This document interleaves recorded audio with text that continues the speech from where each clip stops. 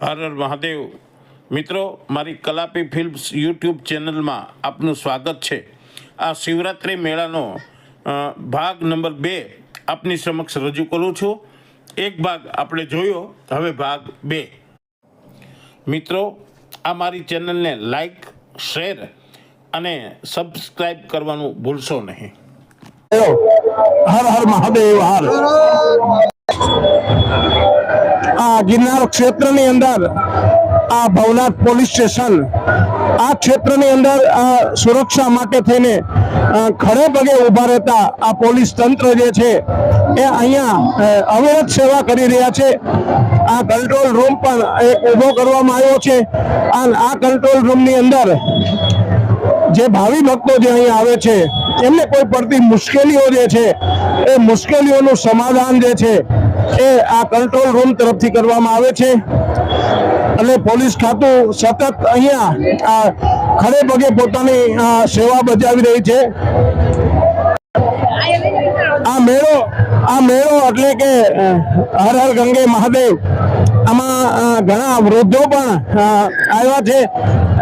એક અતિ વૃદ્ધ માતાજી મેળા છે। આપણે એને પૂછીએ કે માજી, આપણે આ મેળામાં ફરવાનો કેવો મજા આવે? મારું નામ ભાનુમતી કાનજી પટેલ। આજે મારી ઉંમર 86 વર્ષની છે। આજે હું 3 દિવસથી મેળામાં 5 વાગે આવું ને રાતના 10 વાગે ઘરે પહોંચું। છેક છેકાને હર હર મહાદેવના નાદ સંભળાય છે ને મને તો હાલીને આવવાનો શોખ છે। બીજું, હું આજે લગભગ 40 વર્ષનું મેળામાં 5 દિવસ આવું છું ને મને બહુ મજા આવે છે ને લોકોના પરિચય પણ ખબર પડે છે કે બધી મુલાકાતે થાય છે। હું સિટીઝન મંડળમાં માકર સાહેબની સિટીઝનની મંડળમાં હું સભ્ય છું।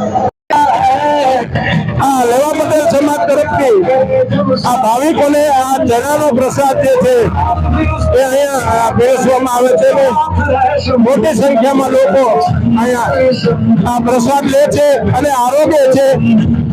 આ મોટી સંખ્યામાં આ ભક્તો એ અહીંયાથી આ પ્રસાદ લઈ અને આરોગ્ય છે। મહાદેવ વાળા આ બધા સેવાભાવી માણસો છે। હર હર મહાદેવ। આ જલની સેવા પણ અહીંયા છે, જલ સેવા। અને પટેલ સમાજ જે છે, આ પટેલ શિવરાત્રી મેળાનો આ પટેલ સમાજ એ પોતાનું કાર્ય છે એ અવિરત કરી રહ્યા છે। મહાદેવ મહાદેવ મહાદેવ મહાદેવ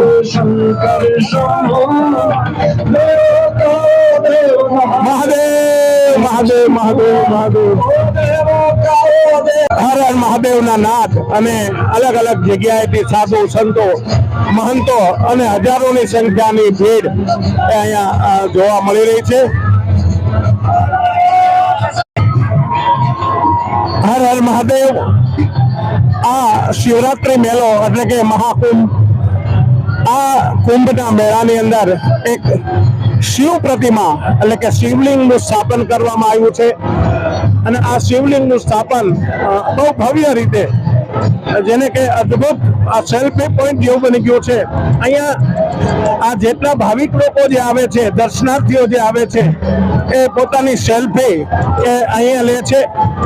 એટલે આ એક અદ્ભુત નજારો અને લાઇટિંગ સાથે આ જોવા જેવો છે। આપ જોઈ શકો છો કે હજારો ભાવિકો આ જગ્યાએ એ પોતાની સેલ્ફી લઈ રહ્યા છે અને એ પોતે આ મેળામાં આવવાની એક અનુભૂતિ અને એક ભાવ, શિવ પ્રત્યેનો ભાવ જે છે એ રજૂ કરે છે। તો આ હજારોની સંખ્યામાં આ લોકો આ જગ્યાની સેલ્ફી લઈ રહ્યા છે। આપ જોઈ શકો છો કે આ મેળામાં એટલે દત્ત ચોકની બાજુમાં આ સરસ મજાની આ એક મહાદેવની પ્રતિકૃતિ ફૂલોથી શણગારેલી બનાવવામાં આવે છે। હર હર મહાદેવ, રંભો ભોલેનાથ। મેળો એટલે કે મેળે મેળે હરવું અને મેળે મેળે ફરવું।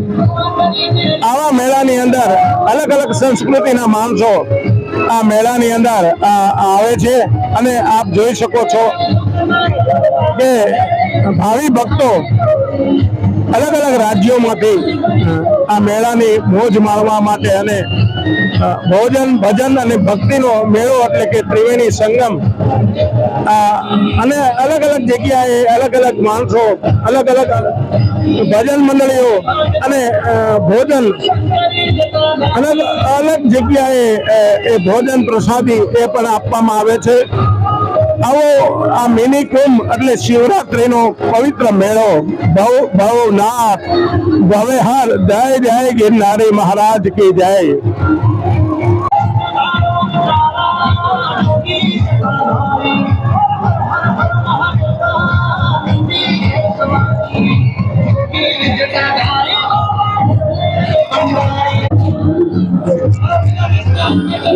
ધારાસભ્યશ્રીનો ઉતારો એટલે કે જિલ્લા પંચાયત દસ્તક આ ઉતારાની અંદર થોડો વિશ્રામ કરવા માટે અત્યારે બેઠા છીએ, કારણ કે મેળામાં ચાલવું એટલે સિનિયર સિટીઝન માટે બહુ અઘરું છે, આકરું લાગે એટલે થોડી વારે વિશ્રામ કરવો જરૂરી છે. એટલે આ જગ્યા ઉપર વિશ્રામ કરવા માટે આપણે આવ્યા છીએ. થોડી વાર વિશ્રામ કરીએ અને પછી આપણે મહાદેવના દર્શન કરવા માટે જઈશું. મેળાનો માહોલ અતિ સુંદર છે, ખૂબ મેળો જામ્યો છે અને લાખોની સંખ્યાની અંદર આ મેળામાં ભાવિ ભક્તો એ દર્શન કરવા માટે આવ્યો છે. મહાદેવ હર હર હર મહાદેવ. આ મહાદેવની સુંદર પ્રતિમાઓ અલગ અલગ જગ્યાએ મૂકવામાં આવી છે અને આ ભક્તો જે છે એ અહીંયા દર્શનાર્થે આવ્યા છે. હર હર મહાદેવ, મહાદેવ હર. હવે આપણે શિવાલયના દર્શન કરીશું. ચાલો. સામે ભવનાથ મહાદેવ મંદિર અને હજારો ભક્તો એ મંદિરના દર્શન કરવા માટે જઈ રહ્યા છે અને શિવ મૂર્તિઓ અહીંયા અલગ જગ્યાએ સ્થાપિત કરવામાં આવી છે.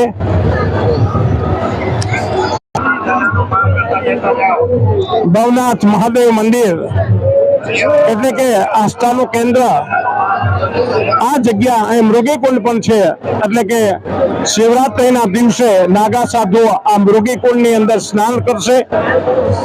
આ મહાદેવ એટલે સ્વયંભૂ છે.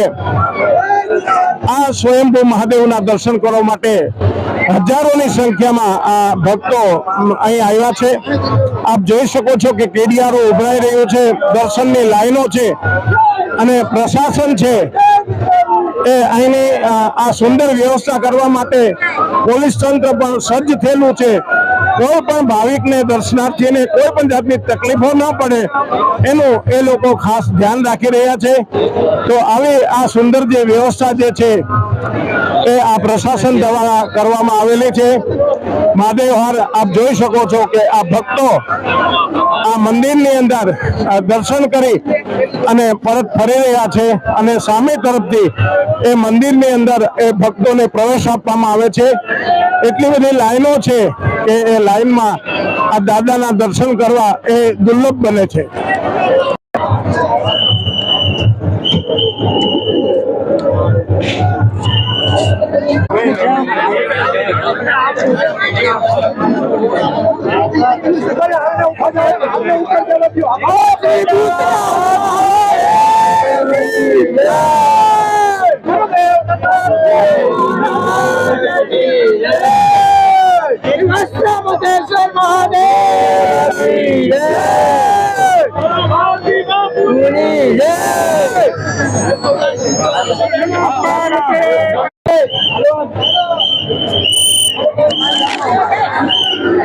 ભવનાથ મહાદેવ અને એના સાનિધ્યમાં હજારો ભક્તો એ દર્શનાર્થીઓ એ પોતે લઈ રહ્યા છે.